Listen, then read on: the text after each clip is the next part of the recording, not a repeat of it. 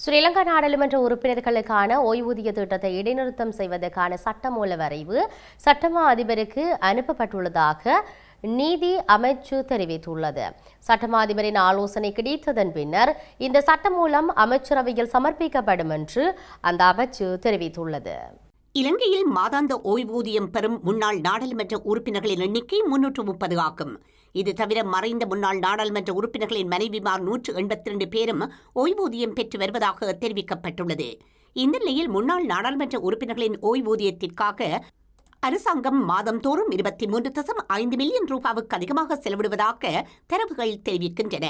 இதனையடுத்து ஸ்ரீலங்கா நாடாளுமன்ற உறுப்பினர்களுக்கான ஓய்வூதிய திட்டத்தை இடைநிறுத்தம் செய்வதற்கான சட்டமூல வரைவு சட்டமா அதிபருக்கு அனுப்பப்பட்டுள்ளதாக நீதியமைச்சு தெரிவித்துள்ளது.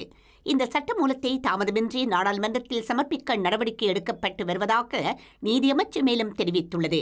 இதேவேளை இந்தியா, அமெரிக்கா, இங்கிலாந்து உள்ளிட்ட 10 முக்கிய நாடுகளின் தூதுவர்கள் மற்றும் உயர் ஸ்தானிகர்களை சந்தித்து நாடாளுமன்ற உறுப்பினர்களின் ஓய்வூதியத்தை இடைநிறுத்தம் செய்வதற்கான அரசாங்கத்தின் முடிவு தொடர்பாக கலந்துரையாடவுள்ளதாக ஓய்வு பெற்ற நாடாளுமன்ற உறுப்பினர்கள் சங்கத்தின் செயலாளர் முன்னாள் நாடாளுமன்ற உறுப்பினர் பிரேமஸ்ரீ மானகே தெரிவித்துள்ளார்.